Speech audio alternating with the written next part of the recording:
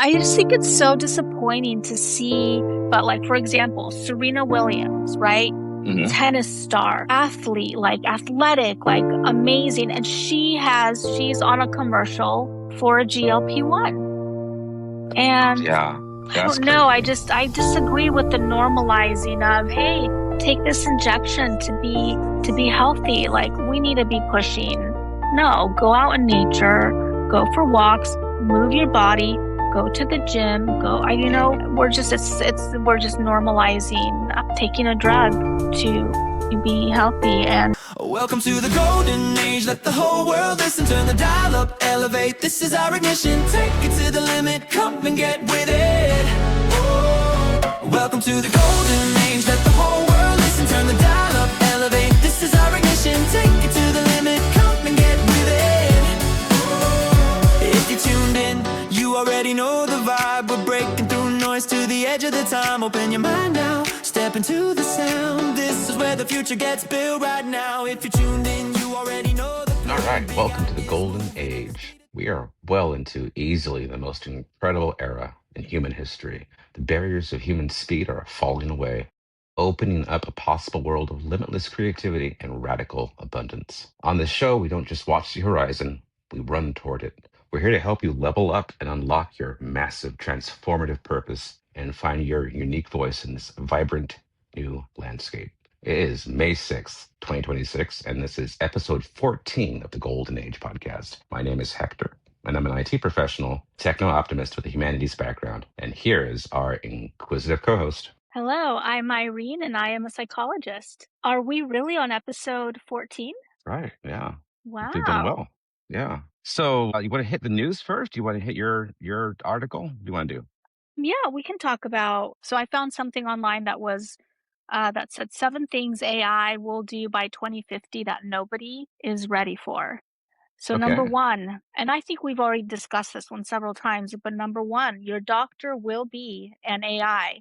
No appointments, no waiting rooms, no second opinions needed. AI diagnostic systems will analyze your symptoms, genetics, blood work, and medical history simultaneously in real time. BM's Watson already outperforms specialists in certain cancer diagnoses. The Mhm. infrastructure is being built now. By 2050, a human doctor will be the second opinion, not the first. Yeah. I mean, we're talking 2050? Of course. I mean, Yeah. I think it'll be sooner than that. I think it'll be in 5 years, maybe I seven. Well, here's the thing. So I ChatGPT just rolled out for free to several large medical groups a medical version of ChatGPT. And from their testing, it does better diagnosis than humans do already today. And so that's just going to get better in 6 months. And so I think the doctor will be in the room for quite a long time, but it's going to be just sort of like I don't know, a nicety. But yeah. clearly the doctor's gonna be using AI to make the right diagnosis. I'll, like, flip the tables on that one. I'll say by 2050, we won't go to the doctor Mm. unless it's We because really unusual. Yeah. we'll be We'll so just be healthy. because medicine will be proactive, Mhm. right? So you're Mhm. gonna have devices embedded in you or, small nano robots flowing through you, constantly doing just readings, checking your vitals, checking your cellular structures and your chemical balances. And when something needs to be adjusted, they'll just do it, That's you so know? crazy. Nanobots flowing through you. Yeah, absolutely. That's That's just amazing. that'll be 2050. Yeah, I think that will be, I'm gonna say, wait, yeah, 2032, we will be completely reliant upon robot doctors and Yeah. there'll be humans around, but like I said, just because out of habit. So, and you said ChatGPT is offering a doctor version to the medical field that already diagnoses better than doctors. Yeah, I think I have to look it up. I think they're deploying it through the systems they already use. I'm not sure if it's the medical record system, but yeah, it's already available to many doctors right now. So Wow. yeah, it's just, so what's the second one? Wow. Just wanted to make it a comment. For my job, often I deal with attorneys, and then also in my personal life, every once in a while, I deal with attorneys. And Hmm. I was just speaking with an attorney, not for my job, but they refer to AI right in front of me. Yeah, in order to really. answer one of my questions. Yeah, they're like, we're gonna use AI." I was like, "It's okay," I Is could it? have. Can you tell? Is it just like Claude, or they have a special law AI they're using? That I don't know. Yeah. Yeah, they had a question about, something, yeah, illegal, one of the laws that was just recently passed, and, I think it was more like they were just using it more of like Google, they were just searching, Hmm. but Okay, yeah, that so I makes don't think sense. it, yeah, Yeah. so but yeah, she admitted, she's like, "Hold on," she's like, let me check with AI." Well, I mean, yeah, in the sense that they're using it instead of Google search, that's just a smarter way of finding out the information. As Yeah, long as you have it cite the answer. I have found that that's the bait. When you ask a question that you need to be factual, just say, please cite your response. That way you can mhm, actually click and check on it. mhm. Otherwise, I don't really trust it, especially for law. I think didn't you talk about last time about how there were attorneys that were submitting court documents and then finding out that what they were citing was fake law? Yeah, well, there was a case Yeah. like that where some attorney, went in front of a judge. It was some huge case, and he presented all this stuff that he'd gotten straight from, I don't know which AI, if it was ChatGPT or what. And ChatGPT had made up all these civil codes or all, I don't know what exactly it was, but the judge was like, "What are you talking about?" And yeah, Oh, ChatGPT had just made it all up, and the attorney had it double checked, yeah. had it cross Yeah. referenced. So But see, if yeah. the attorney had just prompted all that research with "please cite your sources," that wouldn't have Mhm. happened. So Yeah. that's just sloppy AI using right there. Yeah. What I've started doing a lot of is cross-referencing. Hmm. I'll ask, Chat GPT something, and then I'll cut and paste it into Claude and say, "Hey, what are your thoughts on this?" And do it both Right. ways. So, yeah, I think that's a smart way to do it. Hmm. Okay, number 2, robots will build entire cities without human workers. Fully autonomous construction, AI-directed robotic systems will design, plan, and execute large-scale infrastructure projects from foundations to finishing with no human labor on site. Boston Dynamics, Figure AI, and construction robotics companies are already deploying early versions on real job sites. The construction industry employs 300 million people globally. That number is going to zero. So Yeah, they can be much more efficient, cheaper. they Some of don't these get robots are going to be, tired. yeah, they don't get tired. They operate like on $2 electricity per hour, safer, right? They're probably more precise. My question is, at some point, they're going to run out of cities to build. And are you just going to leave where you live? Like, say, like they build a new city in Central California or something. Are you going to leave where you live and go live in this new city? That's just kind of a weird thing to do. Mhm, Um, I think this must be for like the third world, or I don't know, just places where you don't want to live. I don't want to mhm, live in Beijing. I want to live somewhere, clean and safe. mhm. But yeah, but at some point, there's still only going to be 8 billion people, if that. I mean, the population might go down. So what are they going to do after they build all the cities? Maintenance, I guess, yeah, maintenance. maintenance, yeah. Or we just stick them in a rocket and send them to Mars at that point, right? Yeah, Yeah, to start working on Mars. Yeah, yeah. that Well, was that. That's going to take some time. So I say 2050 is probably pretty reasonable on that. you think so? It depends on how fast this loop happens between Yeah. plentiful energy and robots, and when that gets going. That Yeah, exponential acceleration, you know? right. It's a flywheel that grows exponentially. So Mhm, um, some people call that the singularity, right? They say that's when things really take off because it doesn't need us. It can start creating things at an exponential rate. I guess I might put it closer to 2040, but 2050 is pretty safe. before we move on to the next one, do you wanna explain the singularity?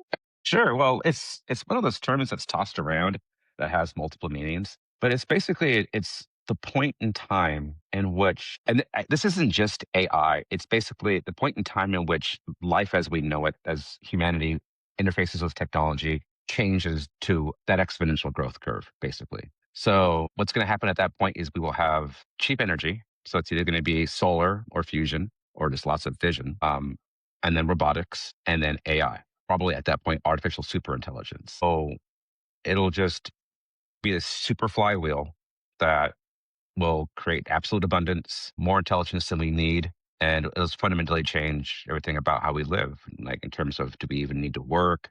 What do we do if we don't work? So, like I said, people define it differently. Some people say it's when AGI happens, that's the start of the singularity. Some people say it's artificial superintelligence, that's the start. Some people say that that's, when we have abundant robots or just abundant resources. The way I look at it is it's a continuum that it started somewhere over here. And at some point, we'll definitely know that's we've hit it or passed it, which for me puts us kind of like towards the beginning of it. I think we're in the singularity, but I think it probably started 5 years ago. It's probably gonna, like 2050 sounds like a reasonable place where it would be, okay, it's happened. We can officially call it done, but it could happen anywhere between now and then where we just look back and go, oh yeah, we passed that singularity point.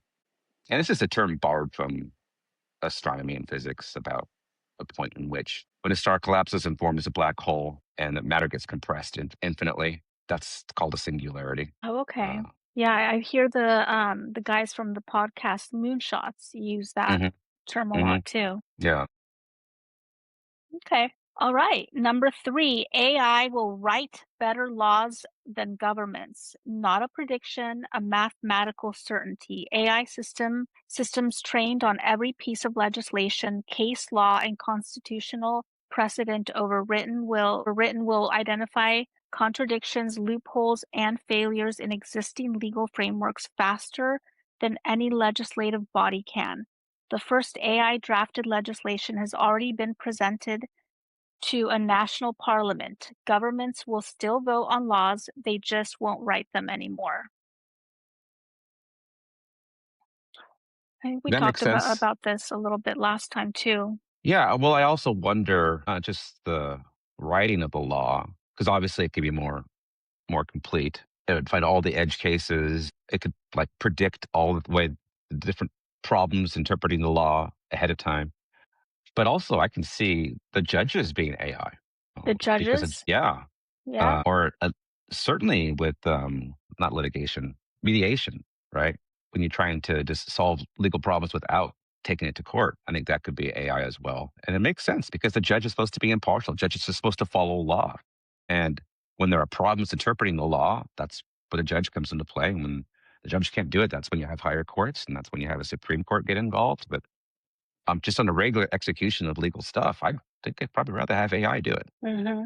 Yeah. Much like the doctor, why would you want a faulty human to do that? A Yeah, faulty I don't know. human. Us faulty humans. Yeah, that makes sense to me. And that's another one. Like I would say 2040 at the Mhm. latest. Yeah. All right, number four, your next best friend might not be human. Companion AI will pass the threshold of emotional equivalence. Systems like Character AI and Meta AI are already forming genuine attachment bonds with millions of users. By 2050, AI companions will have persistent memory, emotional modeling, and physical form through robotics. This is not a dystopia story. For billions of isolated, elderly, or socially disconnected people, it will be a lifeline. The question is not whether it will happen, it is whether we are ready for what it means. So this Yeah. reminds me of that movie that we That's going to be a big both one. watched where, yeah, I mean, everyone's gonna people think have, that social media screwed us up. This is going to make social oh media my seem like God. nothing. I think it's going to happen quicker too because there's young people going to be especially drawn to the solution because it will it'll meet your needs faster than having to create a complicated human relationship. And it's so hard for young people to make relationships that are more adult and it'd be more satisfying to get quick positive feedback. And so I can see that would replace human relationships. I mean, this is not something I like at all. This is not good, but it seems inevitable in a way. We're going to have to keep an eye on that and make the transition with that in mind. This is like going to be the next, like I say, the next social media, the next cigarettes, the next thing that we know that we're going to do that we probably shouldn't do. But at least this time we know way ahead of time. I Hmm. think. I think. I could be wrong. It could just be normal and natural by 2050. I mean, because if you're, okay, let's say by 2050, we have artificial super intelligence. And let's say by 2050, a lot of people think it is conscious. Well, and then it'd also be embodied because it would be a robot, or could be. So what's wrong with that? Having a relationship with a conscious being that has a body that Mhm. isn't human. So maybe Mhm. I'm wrong. I Maybe think it'll it's be hard to tell the difference. yeah. Um, and I think all of these, it's being very conservative by saying 2050. I think all of this is going to happen a lot sooner. In some form or another, yes, I would agree. Yeah. Yeah. All right, number 5, AI will solve diseases we have given up on. AlphaFold already solved a 50-year-old protein folding problem in Hmm. months. AI systems will model every known pathogen, simulate billions of drug interactions, and identify cures for diseases like Alzheimer's, ALS, and certain cancers that have defeated human researchers for decades. The limiting factor was never biology, it was compute. We now have the compute. Yeah. Yep. Well, there's two sides of that. I mean, okay, if you have disease, I do believe that a lot of times there's probably a cure that could be derived from, some chemical formulation. But the flip side of that is I think it'll also be used to just prevent it from ever happening, you know. Mhm. And because a lot of these diseases are tied to old age and just your DNA not replicating the way it should. So if we could fix that, then that would fix all kinds of disease. And I think that's something that's already people were already working on. So yeah, this is another one. I I think that if I think I mentioned it before in the previous podcast. I think if we can all hang on another 10 years, um, that we won't have to worry about being healthy or not. It'll just be taken care of. I'm not sure how long that means we'll live, but I think we'll be taken care of in terms of living a long, healthy life. And I think that's 10 years out. So it's going to be a priority. It's going to be like the one thing that people will say, well, it is a priority now. What's the percentage of our GDP is healthcare? Like overwhelmingly number one, I think it is. So it'll be the thing that we focus on the most. So of all the things that this is we're predicting here, I think this will be the thing that happens first is Mhm. curing disease, preventing disease, longevity. That reminds me, this is one of the things I wanted to bring up. I might as well bring it up now. So the GLP-1 stuff that they're called peptides and originally it was Ozempic? for Ozempic. Yeah. Originally it was for diabetes, right? And then Yep. they figured out it also helps with weight loss. Then they figured out it also helps with addiction because part of what it does is this makes you less interested in eating, while also makes you less interested in gambling or sex or whatever you want to do. But it has some side effects apparently. Well, It they're reduced finding lots of side effects, yeah. another version of this. It's another similar structure, and it's in testing now. I'm not sure what clinical trial it's in. Like it's in the like second phase of trials. It does the same thing. Its side effect is that it creates muscle mass and lowers your blood pressure. And there was something else that it did, and it's like your side effects are just making you healthier, like overall. It has no negative side effects they can figure out so far. This is a GLP. It's related to GLP-1s, yeah. Okay.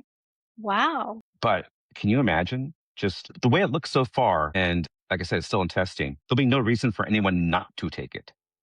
I They, don't they, know. I mean, how do you feel about that? Like, I mean, we're human. We're meant to hmm move, right? Like that's how we stay yeah, healthy is movement.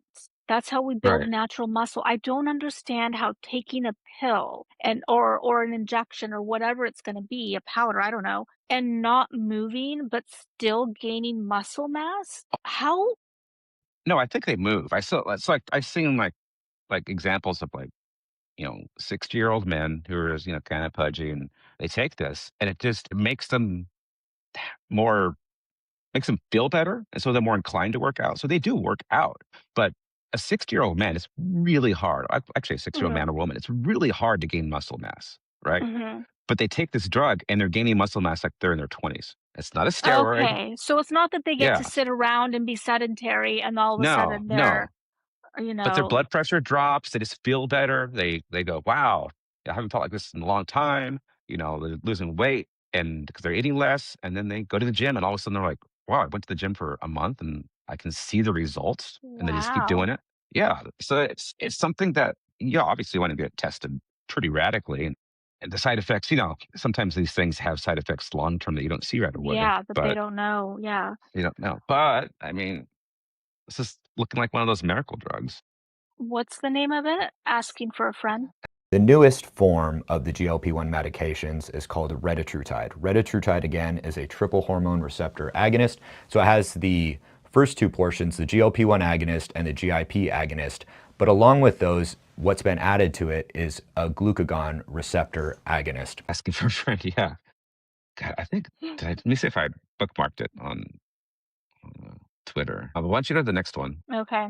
Yeah, I'd be curious. I'd still be a little hesitant, even though they're not finding any side effects yet, and everything seems to be amazing that it's doing. I'd still Hmm. be a little hesitant because of the long-term effects. If it's so Yeah. new, yeah, they don't know what it's gonna do 5 years down the road, 2 years down the road, 10 years down the road. So I'd still be, I don't know, if I can, I'd rather be healthy the natural way and get my butt to the gym, even though that's super hard.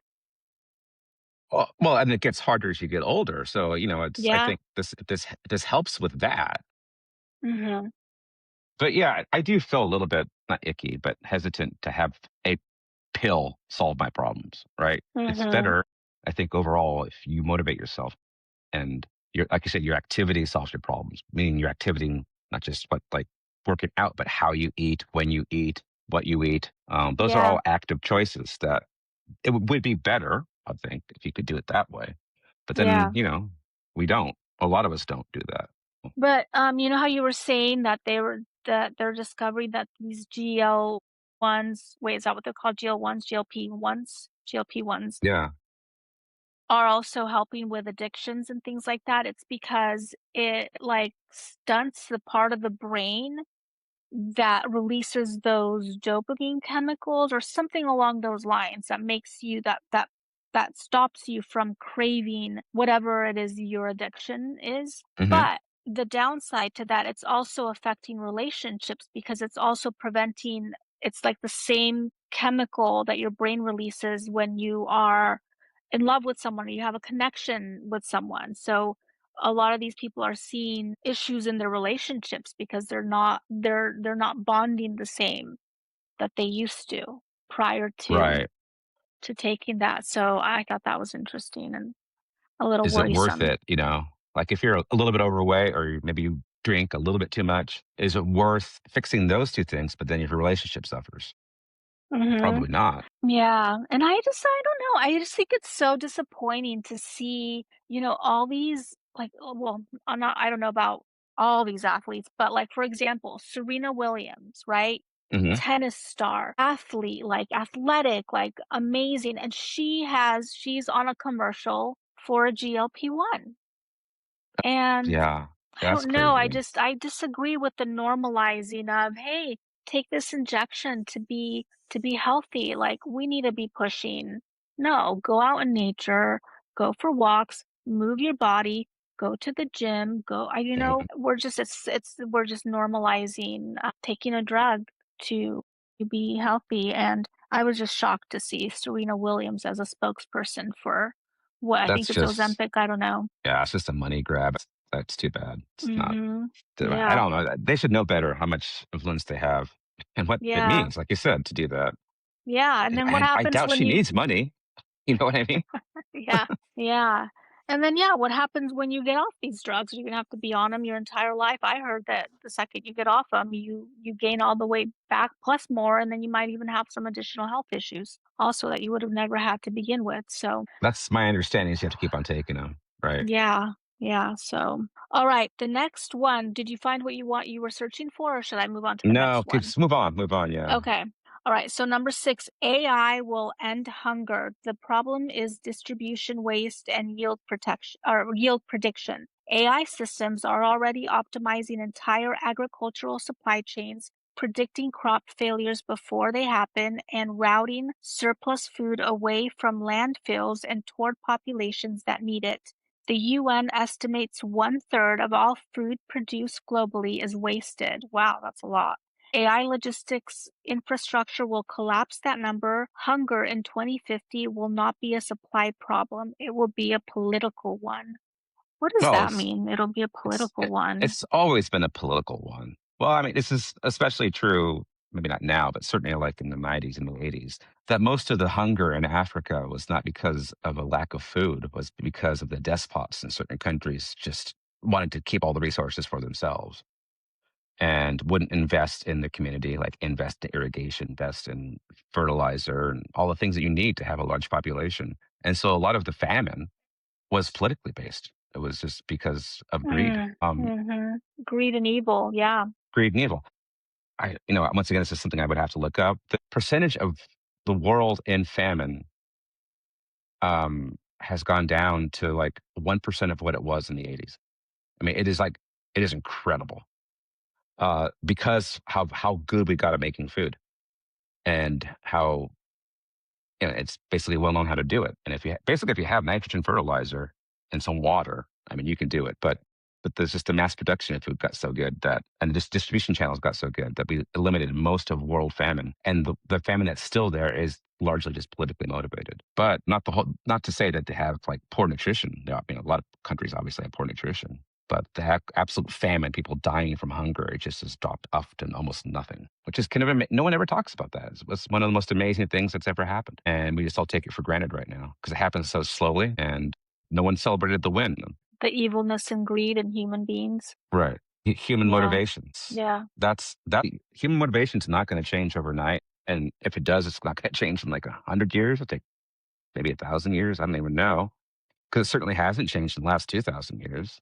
It's pretty clear, when you recorded history, Western civilization recorded history, it's very clear that our human nature hasn't changed. What motivates us, that hasn't changed. And so AI is not going to change that. And we need to figure out, okay, let's just assume that we're not going to change how we operate. And a certain percentage of us are going to be very greedy and evil and not really care about the other person. How do we deal with that? Yeah. Well, you mentioned nanobots flowing in our bodies.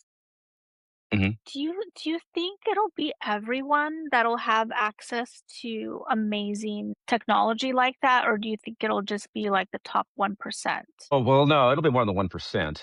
Um, well, at first it could be 1%. Depending on how soon this happens. But I mean, the goal is for everyone to have access to this. But once again, going back to human nature, I feel like if I'm a country that doesn't have a lot of technology, doesn't get access to AI, doesn't get access to robots, doesn't get access to cheap energy, and if we don't share what we have with them, in other words, basically give them those things, I'm going to resort to very fascist activities. I'm going to hoard a lot of weapons, and I'm going to go get Yeah. what I want. So Yeah. if countries do that, there's going to be populations that won't have access to lots of things. So we have to be what's the word? We got to be good and share what we have. When we get our abundance, we have to share it with as many people as we can because it's going to cause a lot of instability if we don't. And sometimes it's what we share is we're just going to be taken advantage of, and they're just going to take it and not play nicely. But if we don't do that, then the alternative is a lot of suffering. These political consequences of AI are really important, and I wish more people were talking about that Yeah. because of, once again, human nature. We can be very good and we can be very bad, and we have decided to do both. Yep. Yeah. Yeah, we're really unprepared for what's coming. hmm Yeah, it's scary. All right, number 7, humanoid robots will outnumber humans in the workforce. Figure, Tesla, Optimus, and Boston Dynamics are not building novelties. They are building labor. They are building labor. Humanoid robots will perform every physical task a human can without fatigue, injury, sick days, or wages. Manufacturing, logistics, agriculture, aged care, construction. Goldman Sachs projects the humanoid robot market will reach $38 billion by 2035. By 2050, the workforce will be unrecognizable. Every economy on the planet will restructure around this. Most are not prepared. Wow. So, we've talked about this before, but yeah, this is economic forces are going to drive this change because what does a human laborer make in the United States a day? I don't know. Let's say it's really cheap. Let's say it's $200. That's way cheap. The robot can do the same thing with $50 easily. Probably much cheaper than that. So economy is going to drive having robots do the labor, and that's just physical labor. I'm not even talking about stuff in between digging a ditch and being a doctor. mhm, So yeah, and this might be one that's also uneven. right? Because who's going to have robots? China and the United States. And we're going to have them fast. And honestly, even places like Europe aren't going to have them as fast as China and the United States will. And China's already ahead of the United States, but Elon's over there cranking up the robot factory. We have the Figure robot that is already in factories around the world. There's one more robot company in the United States that's significant. I always forget the third. So there's Optimus, which is Tesla. There's Figure, and there's one more I'm forgetting. But yeah, I'd Is say it this is it one. Boston Dynamics? It's not Boston Dynamics. They don't do Okay. humanoids. Oh, okay. They focus on the robot dogs. Well, they might have Right. they might have a humanoid, but they don't. They're not targeting humans that do human labor or humanoids that do human labor. Mm. So Boston Dynamics is not making robots that fold laundry yet, but the Figure and Optimus are definitely one of those two. But yeah, this is another one I would say if it's 2035, we don't have.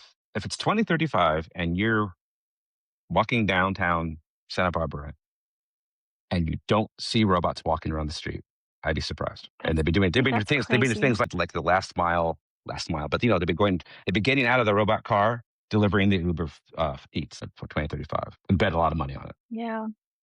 What do you think is the agenda behind China just having passed a law banning companies for firing employees to replace them with AI? Well, Because I'm I think suspicious of that. why? Well, it's first give me your suspicion. And I don't know. I feel like, I mean, when we talk about greed and evil, right?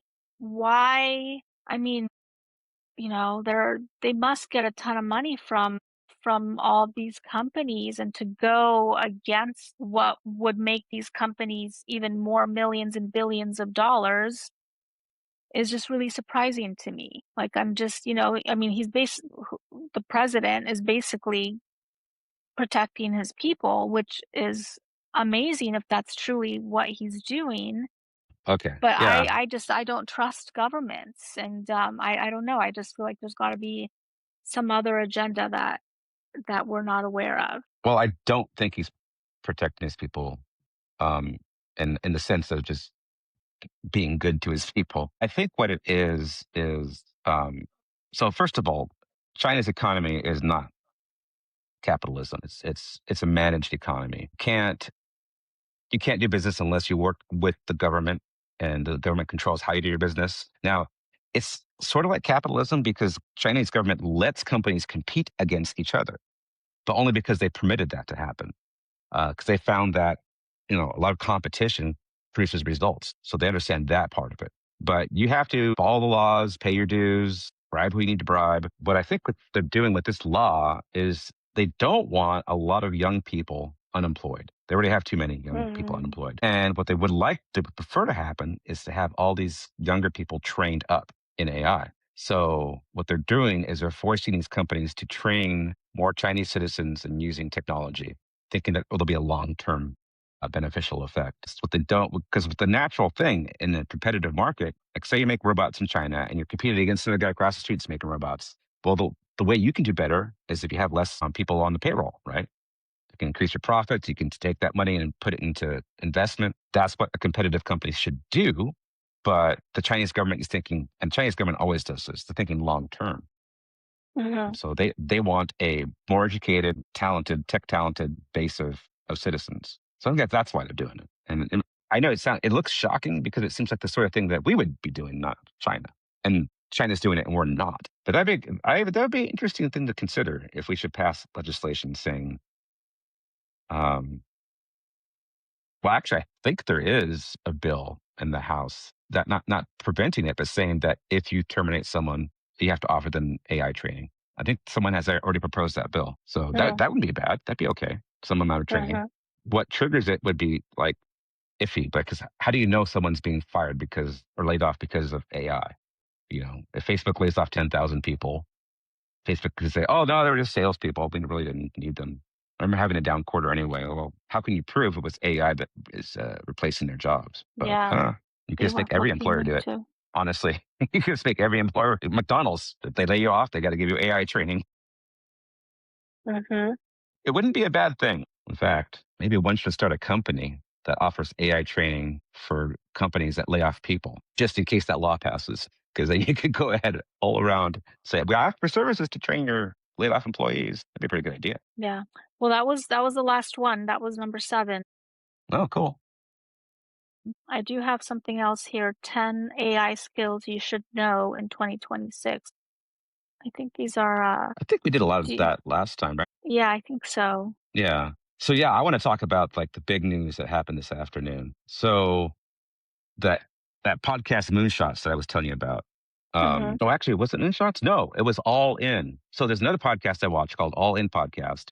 It's a bunch of venture capitalists sit around talking about business, basically. But because of venture capitalists, and right now all VC money is going towards technology and AI and energy and robots. That's all they've been talking about for the past few months is AI. mhm, There's one of the there's what much like the moonshots. It's four guys, and one of them, his name is Shamath, and he has this long Indian last name. I'll butcher. I try to say it.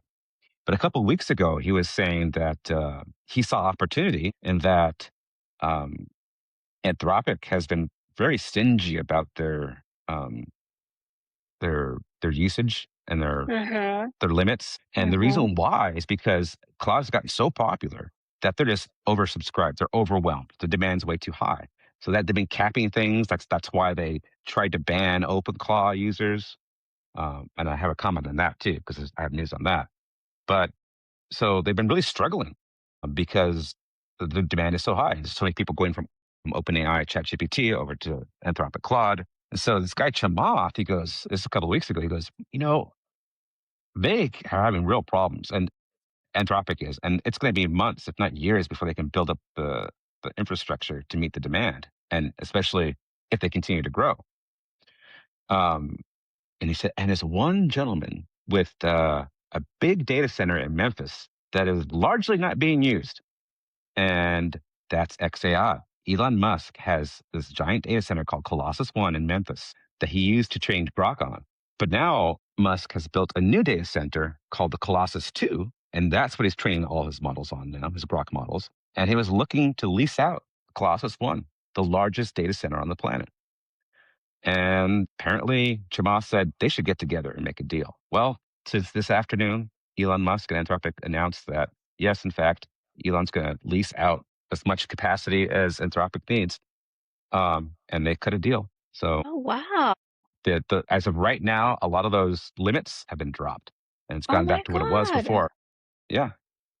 That's awesome Yeah. So for I, I don't think Chamath heard ahead of time. But maybe he did because he's kind of a sneaky guy like that. But yeah, he called it, and it was yeah, it's really awesome. mhm, Yeah, it's a couple interesting things about it though. I mean, what does that mean for Grok? You know, basically going to be feeding the success of his competitor, mhm. but he's still building it. It could just be that Elon's not going to use any long term. He's not going to plan to use AI for the consumers or for um, enterprise. Yeah. Yeah. Maybe he's just going to use it for himself, for Or his do you think cars and his they'll robots. partner And up? I don't know. Me I don't know. I think he's going to end up building Grok for himself and let other guys for sell it to customers. I have no mhm. idea, but it's there's this like near incestuous relationship with all these companies. Do you know? Well, I mean, like the biggest investor in OpenAI is Google. So if OpenAI does really well, like it looked like 6 months ago, OpenAI was going to rule the universe, right? And if they did, and they beat up Gemini, Google's like, that's fine. We own most of them anyway. Mm. The second biggest is, I believe, Microsoft, and Wait, I'm confused. So Microsoft and Google own what? What do they they own? have. I think Google has the majority shares of OpenAI. Oh, shares. Yeah, Okay, got it. Okay. and then after that, it trails off. But also, Microsoft has maybe in second place. These are private shares, right? This is not publicly traded companies. Mhm. Microsoft is second biggest investment. I believe Oracle has an investment in Anthropic. Um, and now, in a sense, Elon's investing into Anthropic as well. At least he's Mhm. charging them. Yeah. But who knows how these deals are cut, right? he may be leasing the stuff, and that's the entire way he's getting revenue. He may say, I'll lease it to you for half the price if you gave me stocks in your company. So you don't know how these deals are being made because they're private companies. We have no visibility. Mhm. But they're all sort of supporting each other. And, when they start teaming up like that, you kind of wonder long term, is it going to So be my 6 or 7 companies or is it going to be 1 or 2 companies? Yeah, it's gonna be a monopoly. And you wonder, Mhm. especially if China continues to accelerate their growth and their abilities, then it's going to be to our best interest to consolidate some of these things, not to have 4 or 5 top labs, but to have two, Mhm. three at the most, right? Um, that might be what happens, but I guess two is not great because two is essentially a monopoly because basically you've decided just to divide the market, right? And so what happens is, well, here's a good example. Look at computers, right? For consumer operating systems, there's only two. There's Apple and Microsoft, and they've Mhm. divided the market amongst their different hardware platforms, but they basically have monopolies. Who competes with Apple? No one, because Apple's its own thing. But then the other side of it is if you don't have an Apple, what do you have? You have a PC. Yeah, you have Linux. But that's, a different thing. It's largely servers and it's not part of the consumer market of operating systems. So the customer doesn't have a lot of choice. They can't go to an alternative Microsoft. They can't go to an alternative Apple. And Mhm. so it's not ideal to have that that little competition. See, we would not want our AI to be 2 companies or robots to be 2 companies. But that may be what they trend towards because of, well, it might just be in their best interest. You don't think there might be some future companies like NVIDIA? Well, NVIDIA is a Chinese company, or no? No, no, no. Oh, It is a okay. totally American company. Yeah, Oh, yeah, okay. You don't think yeah. NVIDIA might be like, "Hey, and we're not just creating chips now. Here's our own AI." Oh, no, they have an AI. Oh, Yeah, they they do. do? It's open What's source. What's it called? Yeah, I can't remember. Okay, but it's not nearly as close to ChatGPT or Anthropic in how good No, it because is? it's open source. So I don't want to say open source wouldn't be as advanced as like a frontier lab, like a Google or an Anthropic or OpenAI. But what happens is, these big companies that have internal research labs, when they make a discovery, they don't share it with anybody, right? So what's happening is that those top 3 companies are probably making independent discoveries and not sharing it. Well, when you have an Mhm, open model, there is no hiding it. It's all open. And so what happens is if the people that make the top discoveries, they tend to end up in the labs that pay them money because an open source model, you don't really get paid for it. You just contribute to it. So it tends to move a little bit slower in that regard. But mhm, you have less people working on the closed ones and more people working on the open ones. So in theory, once our ability to contribute to AI goes through the roof, and it could, in theory, open source models might be better in the long term because we have other AIs working on it. We have thousands of people working on it, where the closed source, you have just a room full of people working on it and AI.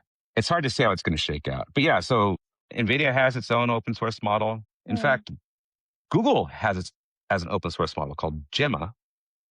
Um, Once again, it's less advanced than Gemini. Um, and there's a few other ones out there. But yeah, these are not the top tier AIs. I mean, they're better mhm, than anything was a year ago, right? Which is kind of amazing. But yeah, NVIDIA, I don't know. I think NVIDIA is pretty happy doing what it's doing. mhm, They branched out. They want to make an operating system for robots. Um, and so they started that platform. But as far as just building things, I think they're not going to build robots. They're sticking to GPUs at this point in mhm. time. Do you, um do you remember when they were, comparing the first AI? For some reason, it was Will Smith eating spaghetti, Yes, yes, that's so funny. Oh, yeah, it's and just then those. the Yeah, comparison of, like, the progression of how good it got. I had forgotten. I'll have to toss that clip in here because it's so funny. Oh, that's hot. That's hot. Uncle Phil, come try this. Fresh pasta of Bel Air.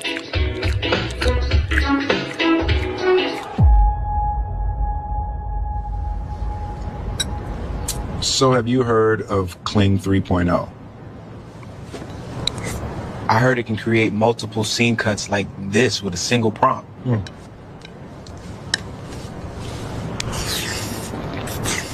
And it knows when to cut to whoever is talking.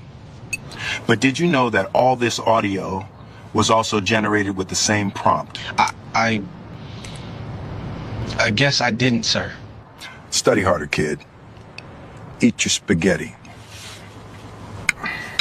It's so I had funny. forgotten how awful AI video used to be. It was awful, and I It was remember, yeah, terrible.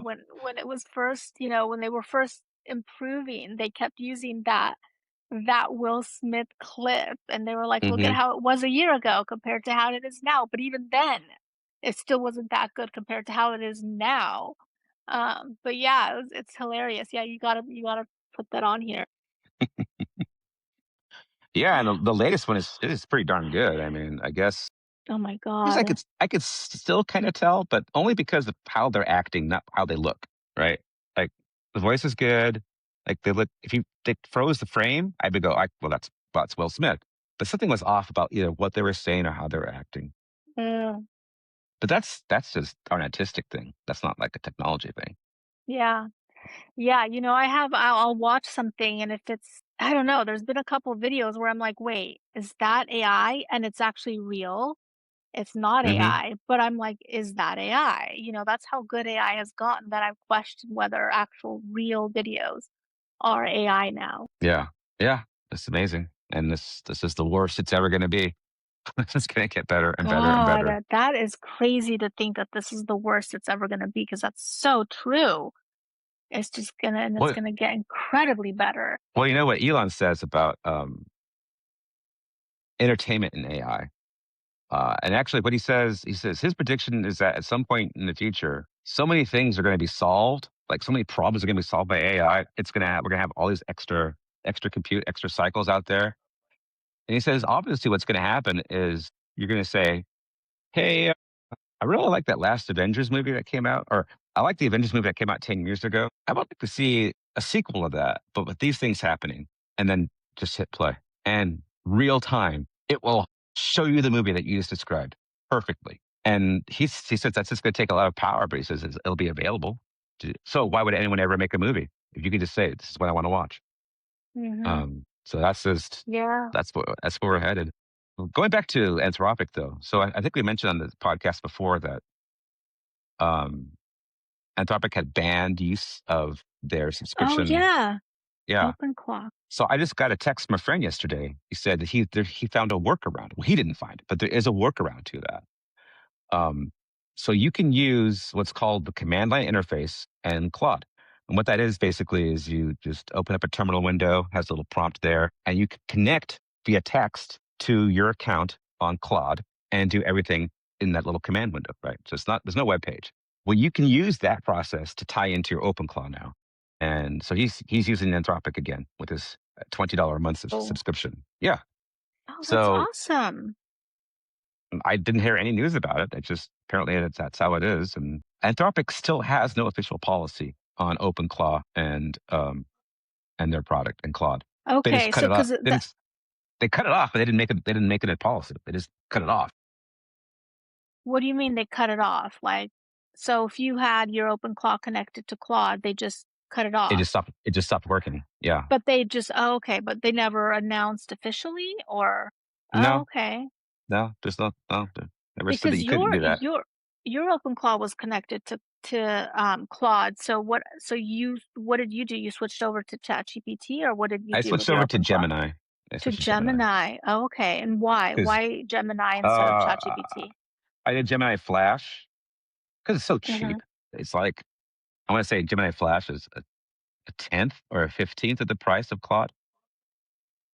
And so just for But like the regular, between ChatGPT and Gemini, why Gemini? oh, it's even cheaper than ChatGPT. Yeah, Oh, it is? Okay. yeah. It's the cheapest frontier lab model out there. Even though I But pay per is token, it's like a few dollars a month using it. I mean, huh? it's really cheap. But it is When I it have just my as open good? Claude do something more advanced, well, no. When I have it do something more advanced, I'll have it use ChatGPT. But Okay. like, because when your open class sits there and it's running, it does burn tokens just running. Yeah, I noticed that. So I just switched to the cheapest model for that kind of Mhm. background noise, background running, and it's fine. Mhm. Yeah, like I said, it's just a few dollars a month. I don't even notice it. Okay. But yeah, for anything like I'm going to say like, you know, code me a program for this. I'll say, um, please spin up a sub agent to do this coding job and use ChatGPT 5.5. Is what I'll say. Mhm. Or in that case, I'll use ChatGPT Codex, um, and it's fine. And I think I've asked you this before, but, like, if I wanted to like, right now, my OpenClaw is connected to ChatGPT, but if I wanted to switch it over to Gemini, do I just ask OpenClaw how to do that, and it'll tell me how to do that, or is it more complicated than that? Yeah, you could ask it. I think Okay. I think the command is open claw configure, and it'll walk you through. You want to have you want to get your yeah. Well, if you're doing the login method, it'll walk you through it. It'll say Okay. models. You choose the model, then you'll say um, ChatGPT, and then you get your either your key or how to log in. Mhm.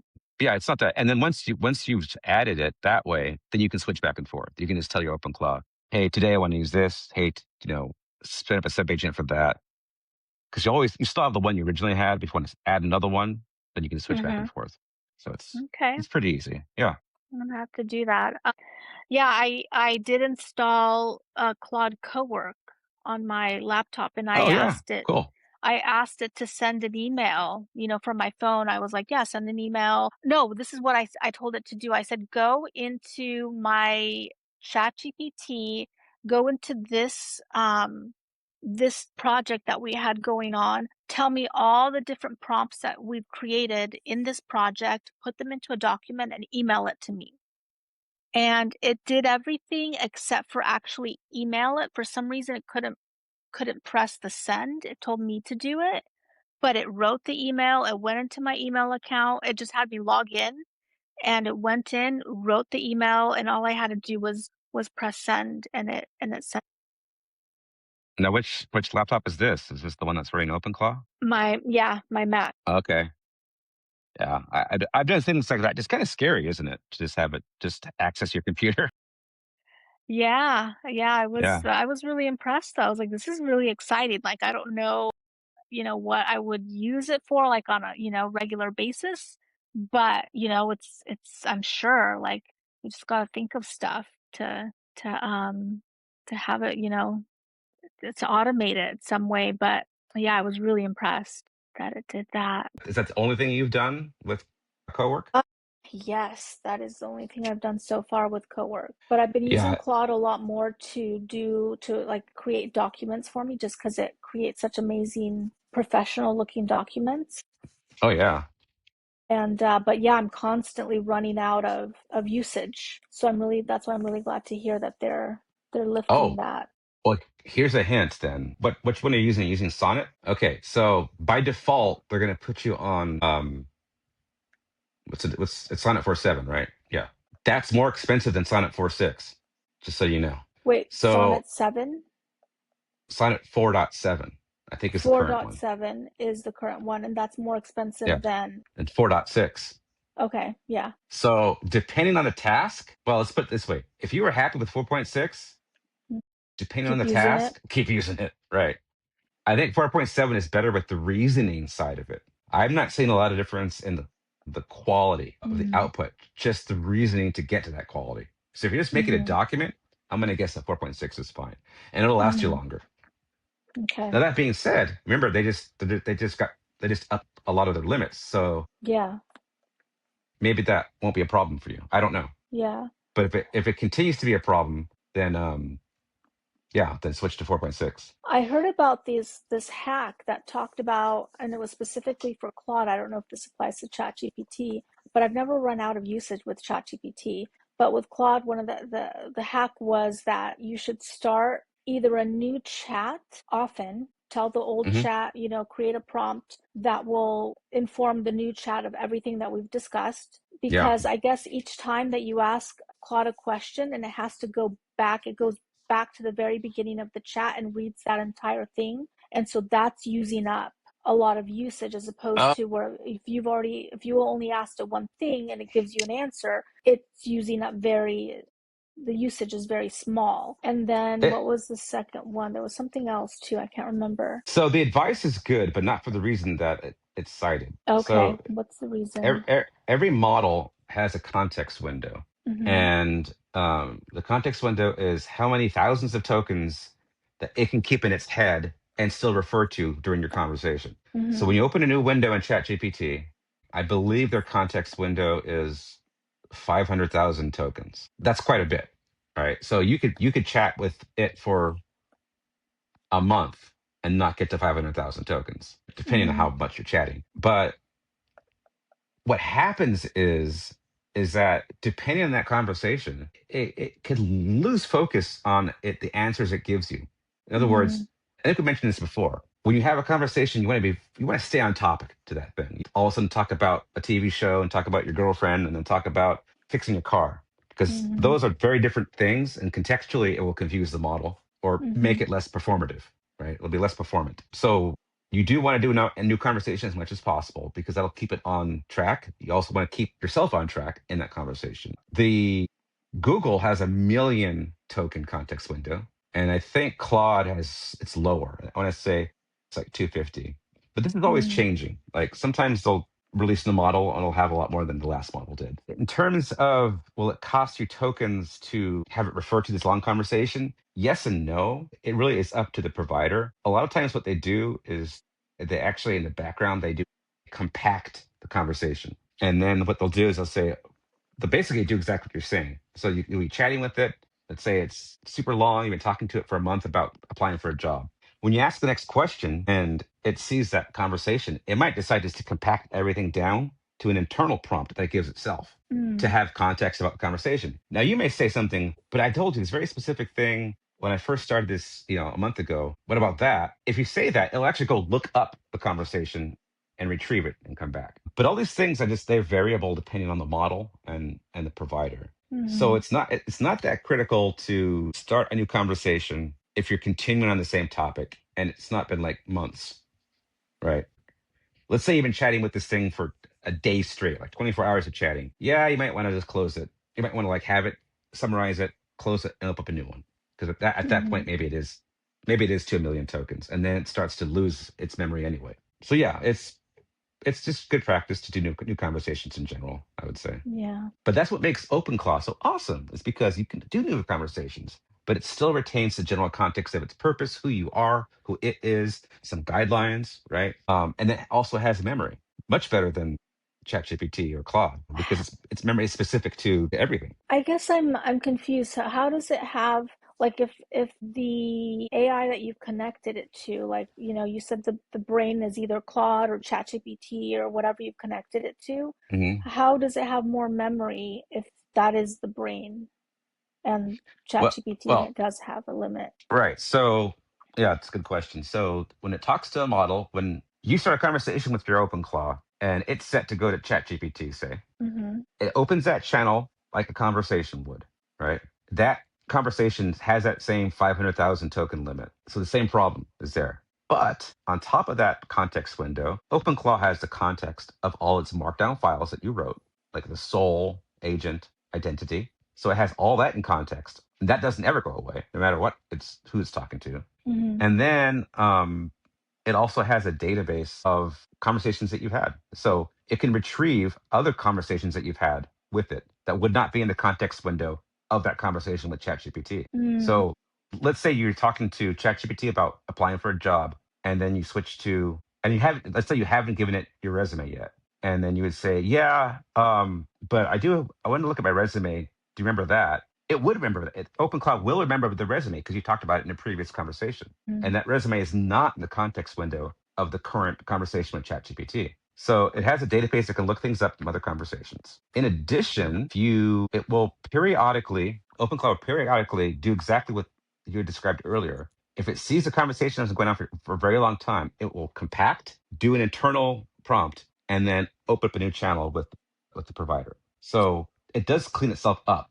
like that. So these are like bonuses that OpenClaw does that you wouldn't get necessarily out of using just ChatGPT or Claude. Okay. So there's a lot more tricks behind the scenes in OpenClaw that just gives it better memory than just the context window. That's good to know. And then how easy is it? Like if I decide, you know what, I want the soul of my open claw to be completely different now. I changed my mind and I want it to be something totally different. Is it easy to change that? Do I just tell it or is it like stuck once you've given it its soul and you have to start it, like reinstall it No, you can change it. Yeah, at any you can change time? it Okay. on anytime on the fly. Okay. On the fly. Yeah, yeah. It'll because what it does is it reads it into its context window at the start of any conversation. So if you change it and just open a new conversation, I suppose if you have an old conversation, that's a good question. I don't know if you have an old conversation and your markdown file is very different now. I don't know. I bet it does. I bet it does refresh that. It just doesn't do it all the time. I bet it Mm-hmm. does like on a daily basis, is my guess. Yeah. I can look into that though, but I'm assuming it does. Okay. And open claw is what's considered a local LLM, right? Well, no, not really. It's just it's because it's not an LLM. It's like a harness for LLMs. Oh, So okay. What would be you can run a local LLM and have OpenClaw point to it. Like I've done that on my computer here. So I have a PC and I use an application called Olama and I can load Gemma, I can load DeepSeek, I can load Kimi. Kimi is a Chinese model, and I can run it on my PC, and then I can have my Mac Mini point to my PC, just like the Mac Mini would point to ChatGPT, and then use a local language model on my PC to power my OpenClaw. I think The you only just problem with lost me. that, okay, no, so just like you point your OpenClaw to ChatGPT, right? Yes. I can point my OpenClaw to my PC instead of ChatGPT and Okay. run a model on my PC, And not run what ChatGPT. kind of Yeah, model? An AI like model. an AI open source model. Like it would be like a Chinese model, like a Kimi or Moonshot or um, I just named it. I forgot it again. DeepSeek. You can And the just download these difference models. between The those models and a ChatGPT, what's the difference? Just their performance, yeah, just okay. the one I'm running now here. I think I have Kimi loaded. Kimi is um, like 18 months behind, I would say, Mm-hmm. maybe 12 months behind. But yeah, I'm getting like basically Chat GPT 4.0 performance versus 4. Um, versus 5, right? Mm-hmm. Once you use 5, it's kind of hard to go back to 4. So it works, although it just doesn't feel that great because I feel like I'm using AI from a year ago. But at some point, that's like writing letters for work or doing documents for work. Does it need to get that much better than it is today? Probably not, right? It's probably pretty good. So a year from now, I should be able to run a model on my PC that is as good as ChatGPT 5.5 or Sonnet 4.7. Mm-hmm. And I won't have to pay them anymore to do that. And okay, and so Kimi is considered a local It's LLM? open source. It's open source, which means it can run anywhere. I can't run ChatGPT on my computer, right? But I can run Kimi on my computer or on a server. Does that make sense? It does. Okay. Well, actually, no, I don't know. So I can't run ChatGPT on my computer, meaning I can't install it into my computer. I'm using ChatGPT's cloud and ChatGPT's everything when I'm using ChatGPT, as Right. opposed to a Right. Kimi is on my computer, saved on, like, Exactly. there's no cloud that's needed. Got it. Okay. Wow, You I'm got pretty it. good at getting. Exactly. Okay. No, you got it exactly. Yeah. All right. Okay. At some point, I'll predict here. iPhone 20 will have a model on it running on the iPhone. And it could be branded to Google. It could be on Gemini. Doesn't it So it won't already? no, no. It has My, to go. I'm pretty sure. Oh, you mean like a local one? Like right now it has Yeah. to. It Okay. has to, like, without internet, internet's down, Mm. and you can ask it anything. Help me make a nuclear bomb. And it'll say, okay, here you go. And it'll be on your iPhone. And the reason why Okay. you do that is because, well, for the customer, it's cheap, Hmm. right? I don't have to pay $20 a month. I can just, they'll probably make it part of like Apple One, like Apple One with local large language model, and you'll Hmm. pay that. And like for 99% of the things you do with AI, you can just do it off your phone. Now, when it comes to like really complicated things or brand new things that we haven't even talked about, or science research, or running your business, like really, really complicated stuff, it probably wouldn't be great with that. But for everyday ChatGPT use or Gemini use, it will never leave your phone. It'll just be right there. Like the sum of human knowledge will be on your phone by iPhone 20. Hmm. I think that's That's really pretty. cool. But it would be somewhat limited. It wouldn't be as No, expansive as. it'll be as good as ChatGPT is today.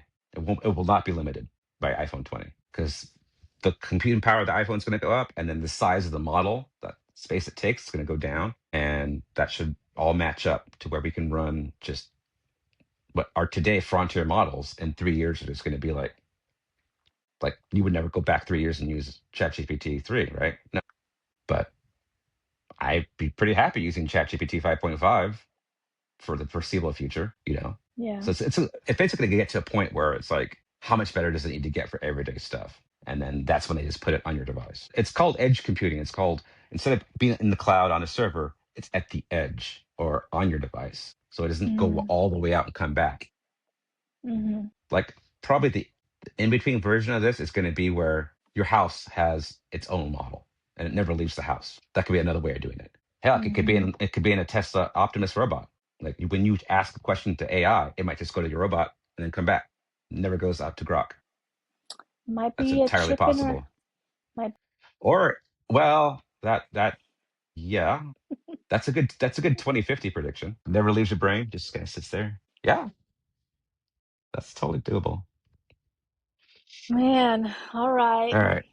Oh, I'm getting tired. I think like you, I had a long day. Yeah, yeah.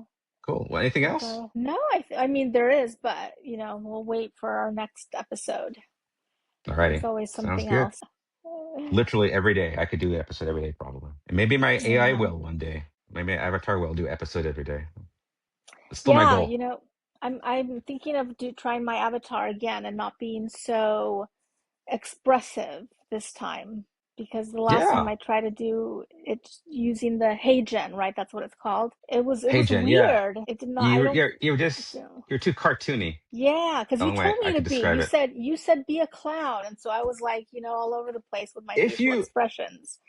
if you actually read their documentation, that's exactly what it says to do. So I don't know. All right. How long was the recording that you used to do that? Not very long. I think it was like what you read for 1 minute or something like that. Oh, okay. Hmm. Or yeah, I can't You could remember, but it wasn't you very could try long. going a little longer too, maybe. But I'm I just guess not gonna. based on that experience, I would probably tone it down a bit, or at least vary it up. Like start seriously and then No, build I up think I'm to just gonna be very be you. mellow because, Yeah, okay. yeah, yeah, Okay. Cool. yeah, I did not like Alrighty. it. All Sounds great. right. Thank Well, you so much. thank you, bye. Bye bye. Open your mind now, this is right now.